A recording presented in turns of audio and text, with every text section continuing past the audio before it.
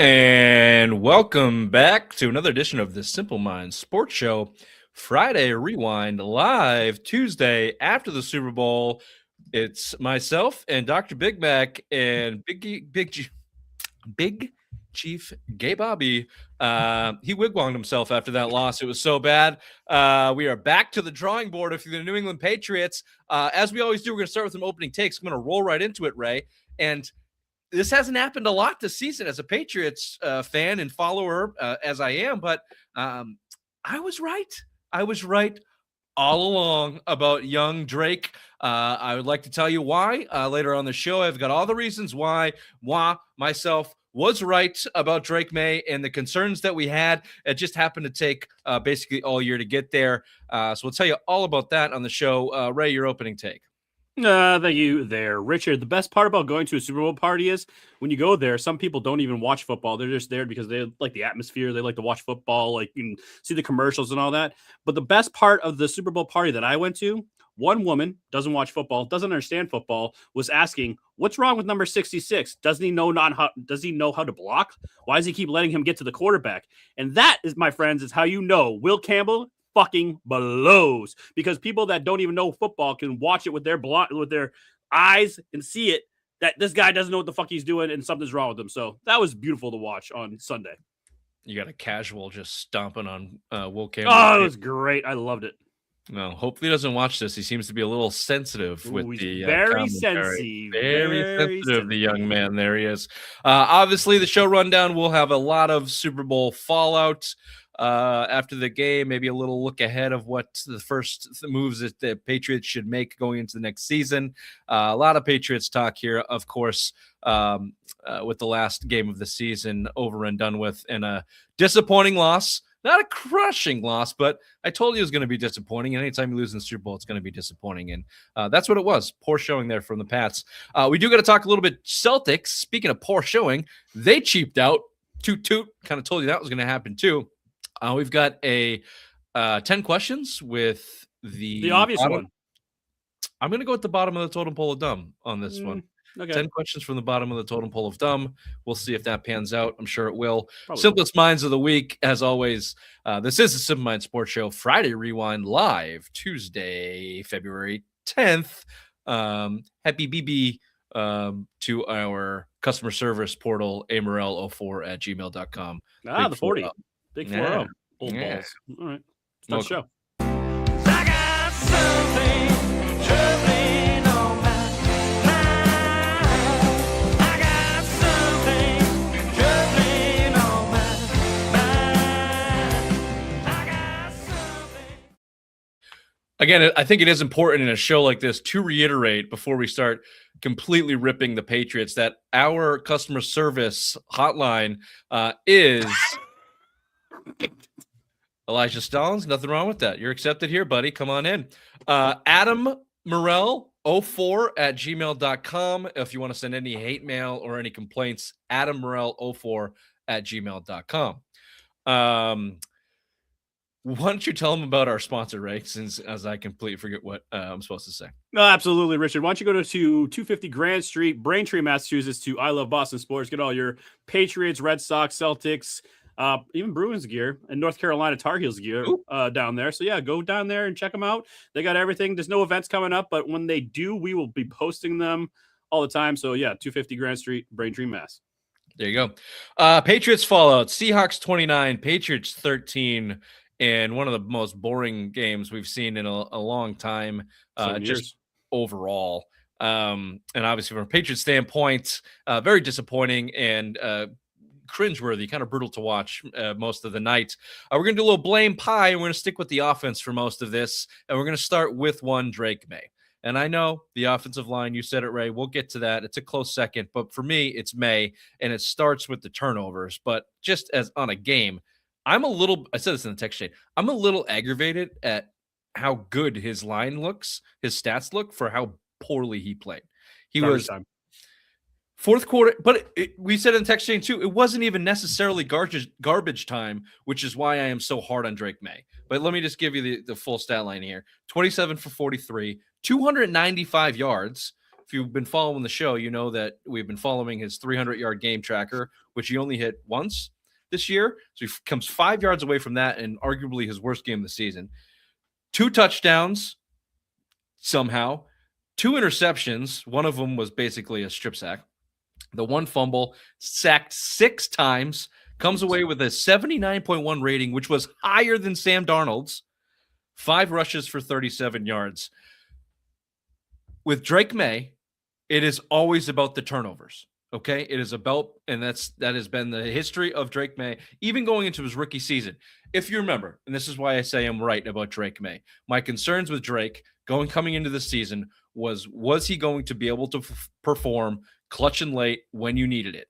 All we saw from his rookie season were 2 big examples, a couple different examples of game-losing interceptions. The one in Tennessee is the first one that comes to mind that I always point to. Well, this season, when put in that position, which did not happen a whole lot in the regular season, really only happened once. I guess you can call both Bills games high pressure. The first game he performed, he had a great game, coming out party. The second Bills game fell completely on his face. The next week they go up against Baltimore, and he had a good game in a pressure situation, but Lamar Jackson was out. You got to put a little bit asterisk to that. You get to the playoffs, and I'm sorry, the kid has been just not good. Just not good. You know, that's an AFC Championship and Super Bowl, he's been bad. So specifically in this Super Bowl, the turnovers, it's about timing for Drake May and his turnovers. The first one was the fumble in the pocket, loose ball, small hands, whatever you want to call it. A guy reaches across his block and taps the ball, and Drake loses it. That was with 12 seconds left in the third quarter. The Patriots were driving. They were on their own 40, but they had finally started to move the ball after a game of doing nothing. There's 12 seconds left in the third. They turn the ball over inside their own territory. The Seahawks go down and score, but it was 12-0. You go down there and score. It's a 1-possession game. They were solidly in this game until almost midway through the fourth quarter, which brings me to a second, unless you want to talk about that fumble. I just like when you get to the next point, there's someone that didn't even want to jump on it, and that would be Will Campbell. Will Campbell just watched that fumble, just go by the wayside. I didn't even see that. I was just he was just watching the ball. He was just like, I'm not going to get it. I love how much you hate Will Campbell right now. I hate Will Campbell right now. He is public enemy number 1 for me. He had a very bad game, which we'll get to. So you lose momentum here with the first fumble. First positive yardage you've got from the offense all night. You're on your own 40, pushing to get over midfield. Drake May, not that crowded of a pocket. He clearly has a running lane that he sees to go get. Loose hands, ball control, can't hold onto the ball. They lose it. They then go down 19-0. The second turnover, which everybody remembers is getting replayed, is one of the most hellacious interceptions in Super Bowl history. Yeah. And you can argue whether it was tipped or whether it was hit, and the pocket was not clean, obviously. But, I mean, to throw that ball where it went, a lot of things had to go wrong, including Drake May's decision, his throw. That one's on the quarterback. I'm sorry. But, again, it's his momentum. They had gone down and scored a touchdown. There is 8 minutes and 41 seconds left in the game. It's 19-7. Again, you're at your own 40-yard line looking to go over midfield and threaten to score and make it a 1-possession game again with 8+ minutes left in a game where the Seahawks offense isn't doing shit either. They're very much in this game. You could feel it. He just hit a couple passes. It feels like he's in rhythm. Collinsworth even said they finally got him in rhythm. They're spreading the ball out. They've got they're going 5 wide. And he lollipops one to the middle of the field, and he had Williams. If he throws it to the flag, it might have been a fucking touchdown. Again, the throw sucks, the decision sucks, everything sucks, but the timing of these turnovers for May, when the pressure's on, he just folds. And then the second one, the strip sacks, that's technically an interception. You could even argue they're still in this game. It's 22-7. It's 4.5 minutes left. You're at the 50-yard line. You go make it 14 or 15-22. It's a 1-possession game with 3+ minutes left. You're in the ball game with 4 minutes left in the fourth quarter of the Super Bowl, and he can't see the fucking strong side blitz coming right at his face. He just needs to hit Diggs for 7-8 yards dump off, and you're moving. And then the game's over. They go down strip sack and score, and the game's over. But for me, for May, Obviously, the game was poor, and we can get into the offensive line and the play calling. But those turnovers, and this was all season long, the timing of those turnovers and in the pressure cooker situations, it's either he loses his head or he's not comfortable or he's not composed or I'm not sure what the answer is, but it's magnified in those situations. He just kills momentum with those turnovers. He does. And the thing that I hated the most too is in the exit interviews today, he was basically saying how he got shot up. His shoulder wasn't right since the Denver game, but he hasn't looked right since the San Diego Chargers game. When he started the Chargers game, he didn't look right. He was turning the ball over against Houston. He had those turnovers again. Denver was a complete shit show, but he says that's when he got hurt. I mean, the kid hasn't been right since the playoffs started. Why wouldn't you start trying just to do like the old Patriots way of just short passes and just let your wide receivers do the work? If you know that your quarterback can't throw the ball down the field, your offensive line is atrocious, get him into comfortable situations instead of looking 20 yards down the field for a booty or a Pop Douglas going down the field, Okay. We'll get to the play calling. I don't think that's the biggest issue. It's why it's down the list in here. If you listen to any of the professionals, Drake May had opportunities to make in that game. Against a very good defense. They're going to come short and late. He needed to be a precision passer, throw guys open, understand the zone, anticipation, and he did it. And I have two more things to say about Drake May. The reason why he didn't have that, the reason why he was late in this game, I think that Texans game, I think those fumbles rattled him. Or the coaches after that game said, you got to knock this shit off. He had 4 fumbles, but he also had 3 excellent touchdowns. Like even in those games, even in the Chargers game, he had 3 or 4 elite throws. Yeah. So, and then you get to the Denver game before the injury, right from the jump, the first snaps, he looked like the beginning of the season. He looked like the Raiders game, late with his decisions, indecisive, not sure, holding the ball too long, getting himself in trouble. Same thing in the Super Bowl. I think he mentally got rattled after that Texans game, and those 4 fumbles and ball control was key. And that went all the way up the chain, all the way up to Vrabel. They turned into such a conservative team after that Texans game. You couldn't really see it in Denver because of the snow. They never turned the switch in the Super Bowl, and they didn't really need to because they're into it. We'll get to that in play calling, but I think Drake May got rattled after that Texans game. 100% agree. Second thing about him in this injury and the Will Campbell in the injury and these kids, call them kids, 22-year-old men, their immaturity and inexperience got exposed. Boys, stop talking about your injuries. If it's not a problem and it's not what the reason you play poorly is, then don't talk about it. I don't want to hear, listen, I had a sprained MCL. Listen, I had to get shot up, but that's not the reason I played bad. Then don't talk about it. Okay. Drake May hinting about it, giving himself a little bit of an out for the fans to jump on the fact he was injured. Enough. Don't do that shit. Bad look. Drake May needs to toughen up a little bit. I've been saying this all season about him too. When he gets hit, every time he's on the ground, he's wincing and like, buddy, get the fuck up and don't let him show you're hurt. Like, even if you are hurt, don't let him show you're hurt. He's got to bulk up. He's got to toughen up. And the young guys, you got to shut up when it comes to your injuries. You're not injured, dude. You're not. Don't tell anybody you're hurt. The best part today, too, was Greg Bedard said someone on the Patriots had broken ribs and played through it all season, and they didn't even make a mention of it at all. You won't even know who it was because they played through it and didn't say a word about it. And that's a vet. And the best thing, the caveat, the positive caveat in all of this, the main problems from this game came from 2 rookies at your 2 most important positions of left tackle and quarterback. And they're both very young.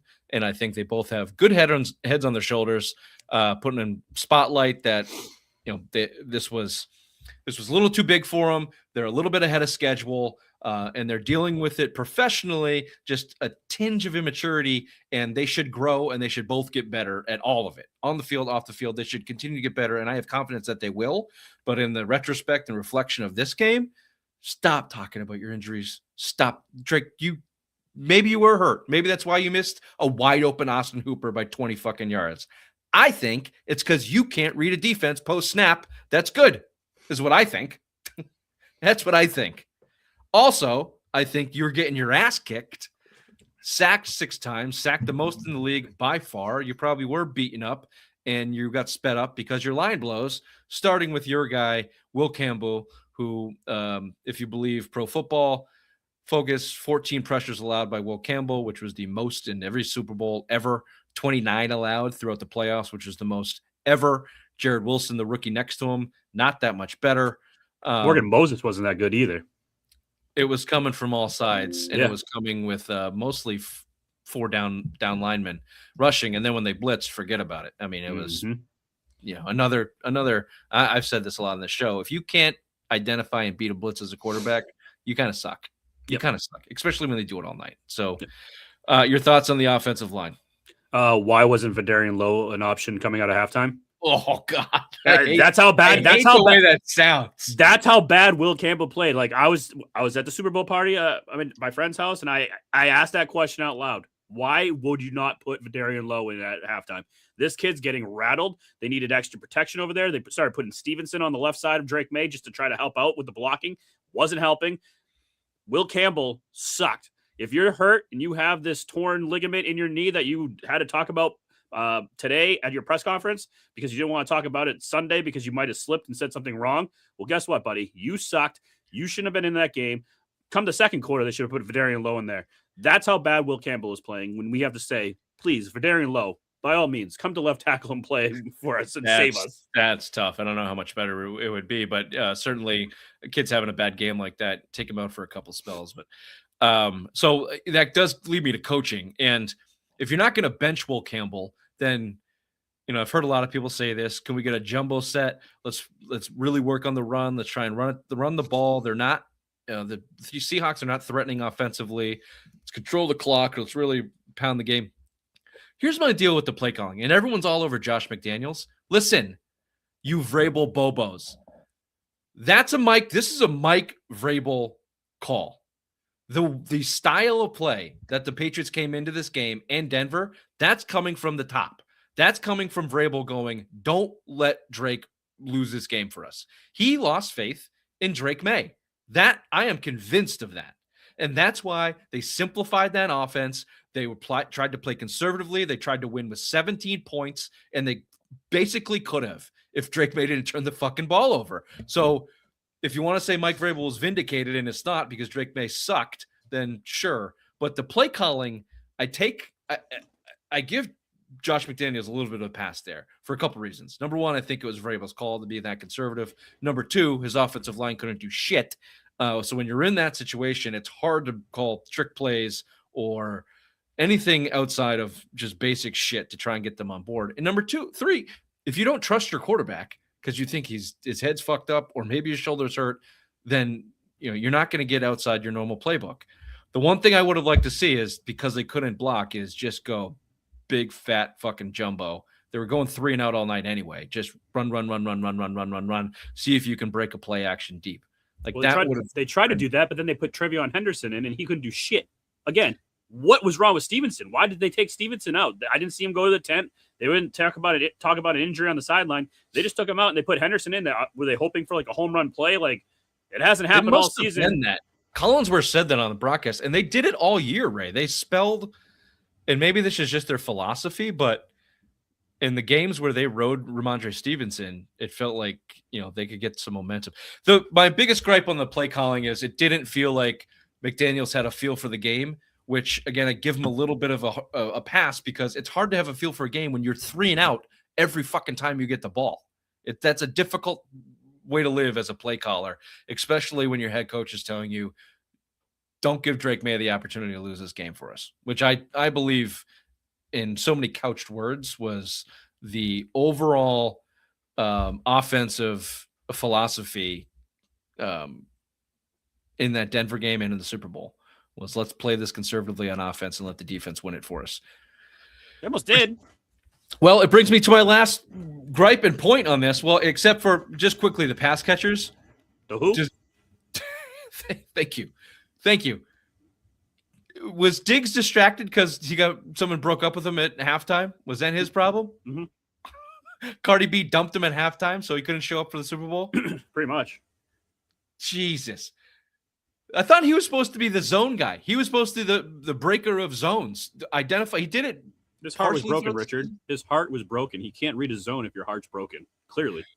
He's thinking about that wop walking out the door. What I happened can't with get him? that. What? He hired one of his, he bought one of those baby mama's seats. So they remember the girl that he got pregnant? Which one?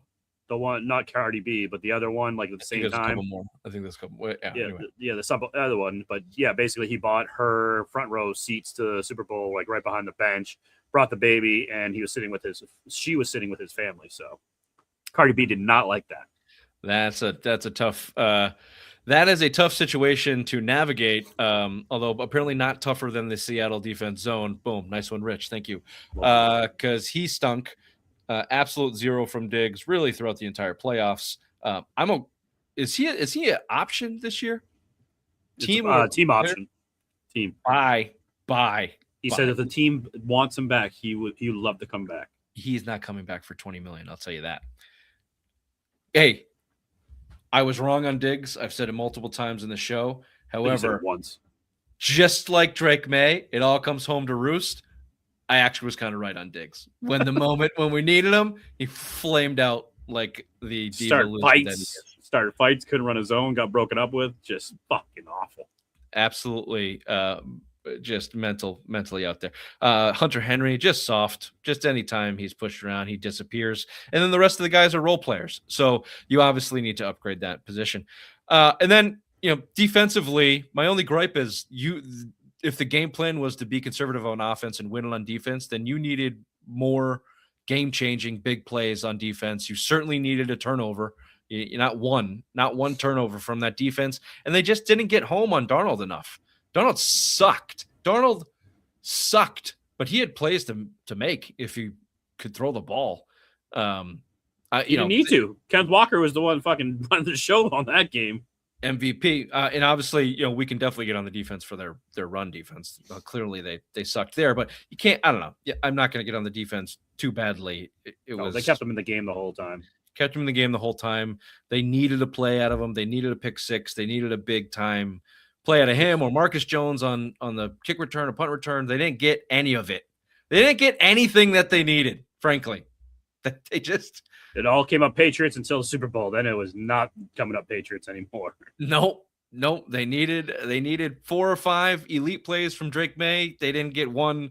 They needed 1 or 2 big plays from their defense. They didn't get one.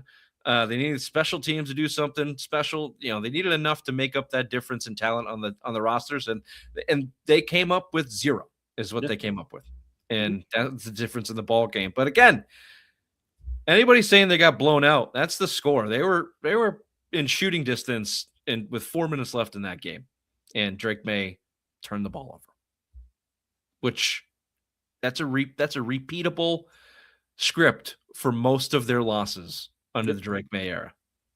And that's what I was concerned about heading into the season. Just took to the Super Bowl and AFC Championship game, playoffs to kind of shine the light on it. What's the story that you posted on Instagram? No second-year quarterback that made the Super Bowl has ever gone back. No second-year quarterback.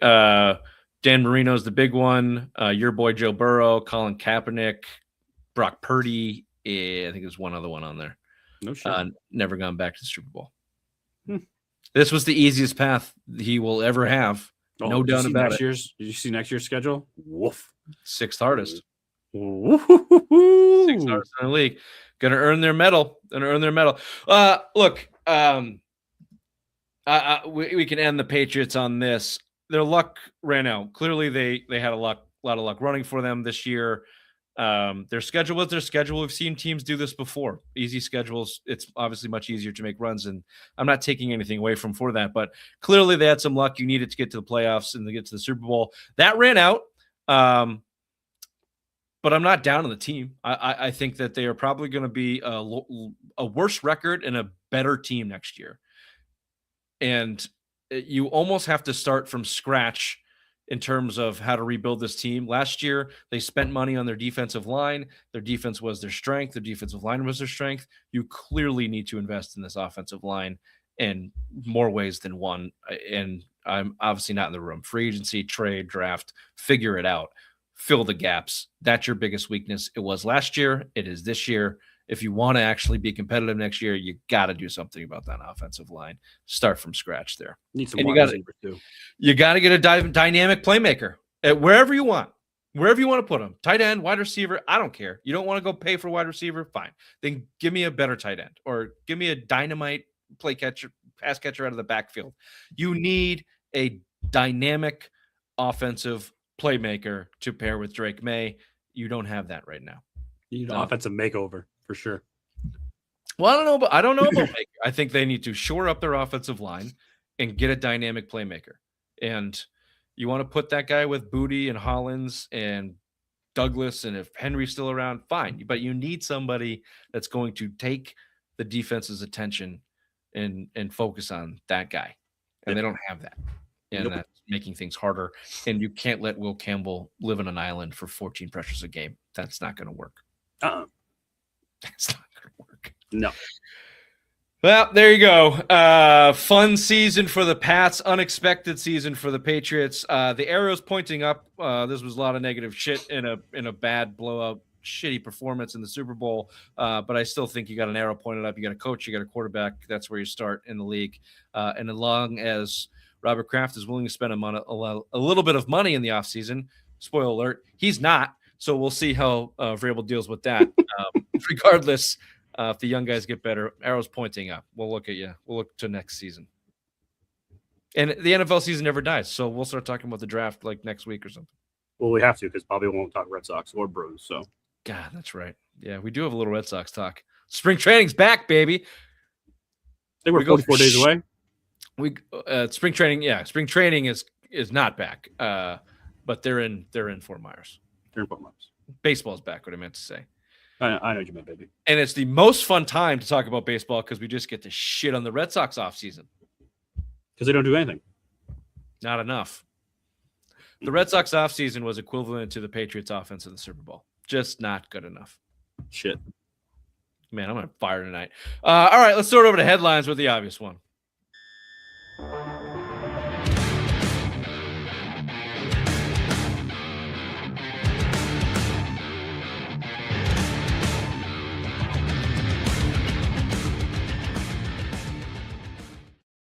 And thank you there, Richard. The biggest weekend of sports for New England fans ended with sad beers for everyone.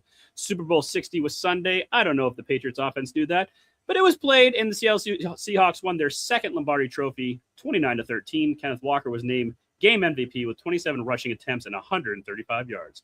Big game at the Garden for the Celtics as they hosted the New York Knicks, and like the Patriots offense, the Celtics offense didn't realize there was a game this weekend, though the biggest news from the game came from a timeout right here.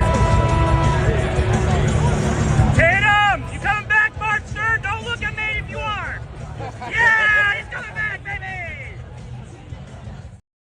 You heard it here first. Well done, Raven. You heard it here first. Jason Tatum is coming back. The Red Sox made a trade and finally filling that third base slot out. 26-year-old Caleb Durbin from Milwaukee. And finally, Olympic news, Lindsey Vonn, who was already skiing on a torn ACL, was racing Sunday, got caught in a gate and broke her leg. Was airlifted off the mountain, ending her Olympic Games. This has been Headlines with the obvious one. Back to you, Richard. Putting it down, keep it under pressure.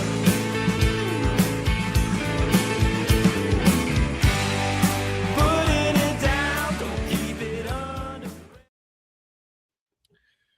You been watching the Winter Olympics? I was watching curling before the Celtics game. I was drinking a beer with my friend at the bar with the kids. They were eating, we were drinking, and we were watching some curling. Nice. Yeah, very nice. I've watched a lot of Winter Olympics. It's not bad. I like the Olympics. You know me. I like the Olympics. I prefer the summer, but winter, just as good sometimes. Yeah. Some of the events. We got the Peacock app, Oh, of course. which has all the replays and stuff. Yeah, that's easy. That's an easy way to do it. That Lindsey Vonn thing was, yeesh. Yeah, we were at the bar watching. We were like, oh shit, that doesn't look good. I guess the moral of the story there is don't ski without an ACL, especially when you're 41. Yeah, but Did you see dying. her leg? No, because I don't do well with those. I don't know if it was the the knee that the ACL was. No, it was the other one. It was the Okay, other well, leg. now she doesn't have either one Now because she's gonna be in a that wheelchair. leg was sideways. That I mean, oh God. But she went out doing what she loved. Good for her. Yep, good for her. American won that event anyway, I think. So Not her though. Not her. Celtics. We move from the Patriots to a team that is third in the East at this point, I believe. Yeah, they lost the Knicks on Sunday, so yeah, they're. I watched that game too. Me too. That was my. Yeah, you were there. Oh, I was there. You had great seats for that game, huh? Oh, I was supposed to be in 327 or 325, and I was sitting with the players' wives. I was sitting behind in front of Derek White's wife.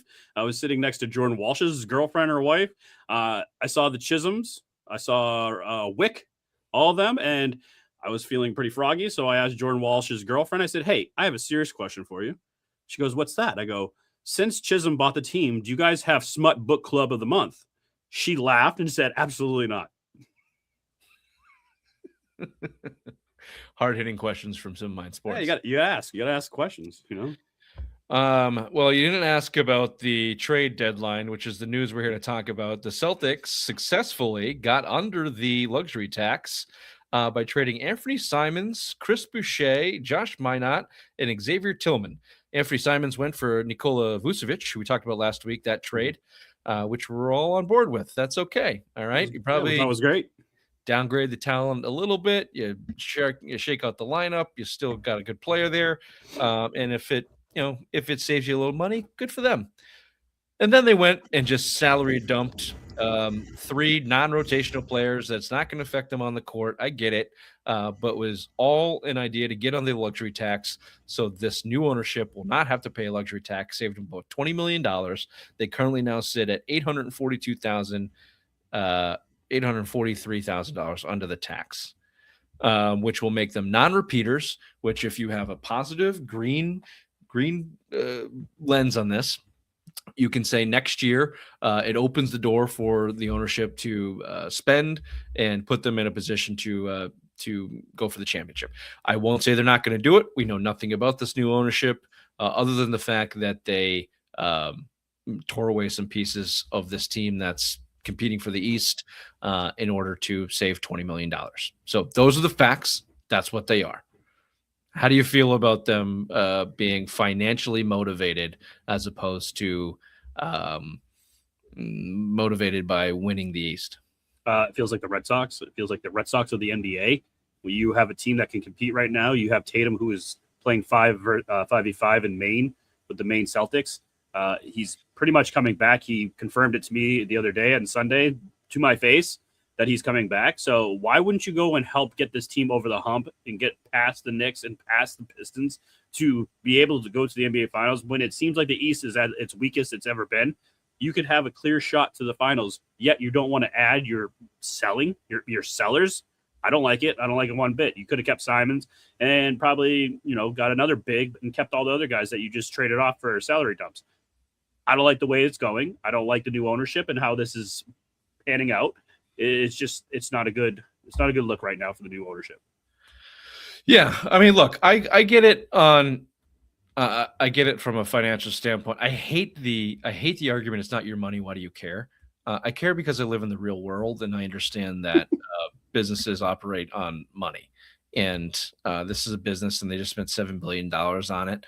And the other side of that is going and investing. Like, what is the trade that was out there that would have made them championship contenders and that would have made sense for them? Like, you can tell me what that is and you can tell me if it's fiscally even possible for them to do that, considering the restrictions that blah, blah, blah, blah, all the NBA salary talk. What I do like about it is Brad Stevens. Like, he's not Red Sox. He has been pretty much upfront. Like, there will be considerations for the salary on this team this year, and we are going to make decisions based on that. It's a practical standpoint. We're in the NBA. We have new rules, and we have to financially be responsible. So at least he's not bullshitting us. But what happens if Tatum didn't tear his Achilles and was healthy this season? Do you think they'd still be doing this? Yeah, definitely. This is the other part that people are missing. Drew Holiday is not what he was. He had to go. Chris Porzingis not even playing anymore. I know that would have happened, but I'm just saying for like right now with that salary dump with Tillman and Minot and Bouchard, do you think they would have done all that? Or Boucher, excuse me. Boucher and Minot. I do believe they would have, and I do believe that they would have made their best effort to get under the first apron to retool their roster, because there are limitations to do that from a free agent standpoint when you're in the first and second apron. You can't spend max dollars. You have to match money, blah, blah, blah, blah, blah. The restrictions are real. They're not as blown up as a lot of people make them out to be. However, they are there, and they needed to get rid of big salaries, and they needed to retool the roster a little bit. And it just so happens Jaylen Brown is balling the fuck out and leading this team, to a potential Eastern championship.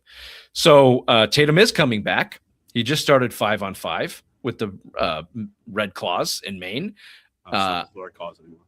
Sorry, the Celtics, the Maine Celtics. Thank you. And you're going to be looking at a Derek White, Jaylen Brown, Jason Tatum, Nikola Vucevic, and whoever else they want to put in that starting lineup. Peyton Pitcher coming off the bench, contributors in Gonzalez and Shireman, and whatever string of white boys that want to shoot from the three you want to throw out there. That's what you got, and you got Queta, and you got a bunch of role player guys that Missoula's going to have to pull the strings on. Good luck. Hugo Gonzalez's brother was sitting in front of me, and I'm like, I was asking him for his poor performance. I'm like, what is up with your brother? What's with this poor performance today? Ha ha ha ha ha. Like he didn't know what I was saying. I'm like, you know what I'm fucking saying. You can understand me. Clever girl. Well, there you go. There's the Celtics thought. We're going to be right back after this, and Raymond may be finishing the show on a solo mission. I can't do that. I can't do 10 questions by myself. Okay, well, do Simple Minds, and we'll have to get back to it. All right, Simple Minds right after this. Oh, back to school, to prove to Dad that I'm not a fool. But I will say, I don't know if you can tell by looking at me, I do have family members with Down syndrome. It almost got me. I dodged it, but it nicked me. Bit of a day walker myself. Are you stupid or something? I'm as stupid as stupid does.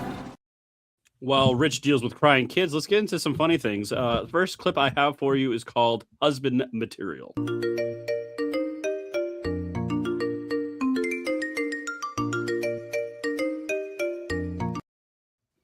That'd be me, just at the beach, just not talking to girls, just throwing my ass out in the ocean, just cleaning it off in this nice salt water and taking a nice aqua dump. That'd be me, just living life. Just no cares in the world. That's what happens when you turn 40. You just don't fucking care. You just go to the beach and you just don't fucking care anymore. The next one I have is called Riz.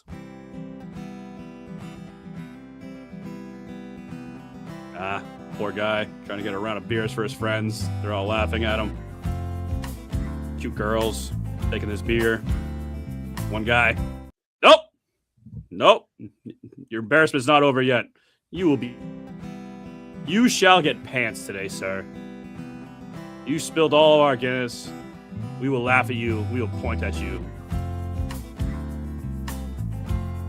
And everyone's going to see your wiener. Boom. Next one, because now it's snowing out. I just saw we have 4 inches, which is a lot of snow. This one really hit home.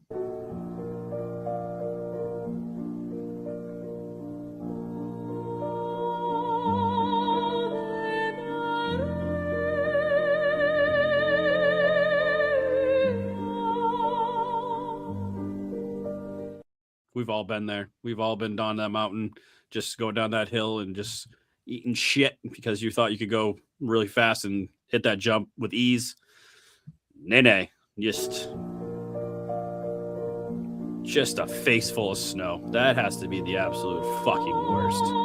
I love watching kids get hurt too, by the way. I think at a certain age, you just enjoy it more when you just see kids just getting fucking railed in the face. Oh, just fucking love it.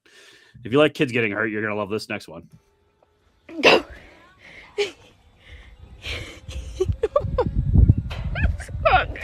You're going it's coming